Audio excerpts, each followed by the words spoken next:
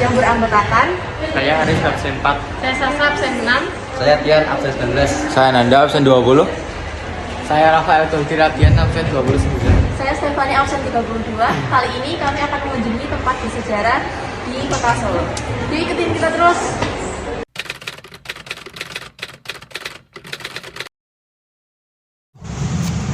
Hai teman-teman dan Bapak Ibu Guru, perkenalkan saya Aris Satria Pratama absen 4. Saya Rafael Tultiradian absen 29. Saat ini kami berada di Patung Slamet Riyadi. Yuk ikutin kita terus. Patung Slamet Riyadi terletak di Jalan Slamet Riyadi, Kota Surakarta. Diresmikan pada tanggal 12 November 2007 oleh Kasat Jenderal TNI Joko Santoso.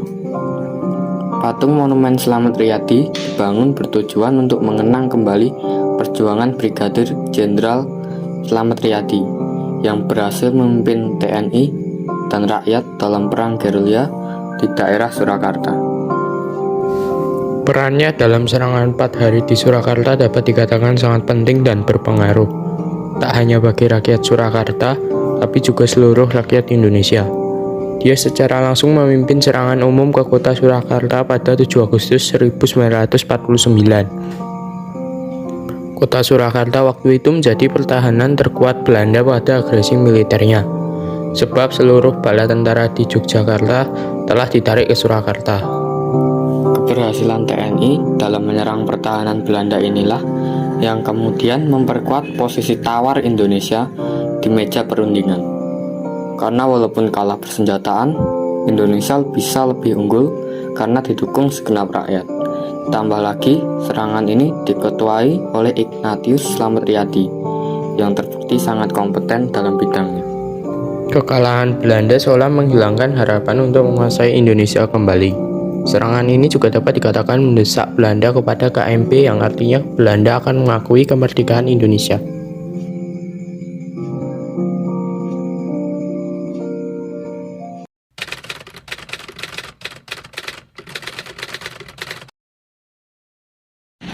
Hai teman-teman, aku Stefani, aku Sasa. Sekarang kita lagi ada di Gedung Juang. Nah, Gedung Juang ini dibangun setelah 1 abad Benteng Vastenburg dibangun. Gedung ini dulunya digunakan sebagai kantin bagi para tentara Belanda yang disebut kantin serat. Yuk ikutin kita terus. Gedung Juang adalah sebuah bangunan yang terletak di Jalan Kapten Mulyadi, Kota Surakarta, Jawa Tengah. Saat masuk, kita akan melihat monumen Laskar Putri Surakarta yang dibangun sebagai penanda sejarah keikutsertaan kaum wanita dalam perjuangan serangan 4 hari di tanggal 7 sampai 10 Agustus 1949. Monumen Laskar Putri berisi daftar nama komandan seksi, komandan peleton, dan anggota Laskar Putri Indonesia Surakarta seperti Komandan Batalion Sudiem atau Nyonya D. Mardoe, Wakil Komandan Nona Sayem atau Nyonya Soeharto. Monumen ini diresmikan oleh Menteri Sosial Republik Indonesia tahun 1989, yaitu Haryati Soebadio. Gedung Juang ini didirikan oleh pemerintahan Hindia Belanda. Pembangunannya dimulai pada tahun 1876 dan selesai dibangun pada tahun 1880. Pada awalnya, gedung ini dijadikan sebagai fasilitas berupa kantin VIP bagi tentara Belanda yang berpangkat tinggi dan diberi nama Kantin Straat. Gedung ini juga difungsikan sebagai klinik para tentara Belanda pada masa itu. Seiring berjalannya waktu, gedung tersebut dijadikan sebagai asrama militer yang digunakan oleh para tentara Belanda. Di masa pendudukan Jepang, Gedung Juang sempat dikuasai oleh pasukan Nippon dengan sebutan Senkokan. Setelah 3 tahun, gedung tersebut berhasil direbut oleh para pejuang Indonesia. Gedung Juang digunakan sebagai tempat kegiatan kemanusiaan yang kemudian menjadi panti asuhan bagi anak-anak korban perang. Lalu pada tahun 1945 hingga 1949, gedung ini digunakan untuk fasilitas pendidikan. Gedung peninggalan Belanda tersebut digunakan sebagai markas militer Kesatuan Tentara Nasional Indonesia sejak tahun 1949. Tahun 1970 hingga 1980-an, Gedung Juang ini digunakan sebagai tempat pelatihan keprajuritan dan pusat Brigif 6 Trisakti Baladaya Kostrat untuk wilayah Kresidenan Surakarta.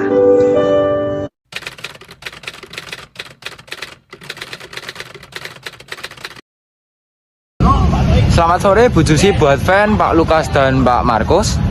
Kali ini sore hari ini saya Nanda dan saya Tian ingin menjelajahi dan menjelaskan tentang Monumen 45 Banjarsari.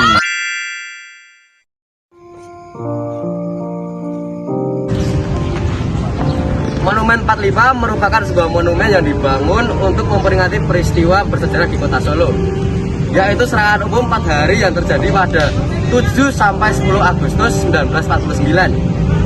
Monumen ini didirikan di Taman Banjarsari di mana serangan tersebut terjadi. Penggagas serangan tersebut adalah Letkol Slamet Riyadi dan rekannya Mayor Ahmadi yang kemudian diangkat menjadi pahlawan nasional. Monumen 45 Banjarsari ini dibangun pemerintah kota Surakarta pada tanggal 31 Oktober 1973 guna mengenang perjuangan rakyat Solo pada peristiwa pertempuran melawan Belanda. Setelah 3 tahun pembangunan, Monumen 45 Banjarsari diresmikan oleh Gubernur Jawa Tengah, yaitu Suparjo Rustem pada tanggal 10 November 1976. Bertepatan dengan Hari Pahlawan, Monumen 45 dibangun dengan patung 2 pejuang, yaitu ulama pejuang dengan membawa keris dan pejuang rakyat jelata yang membawa bambu runcing. Pemandangan ini tampak dari sisi sebelah utara.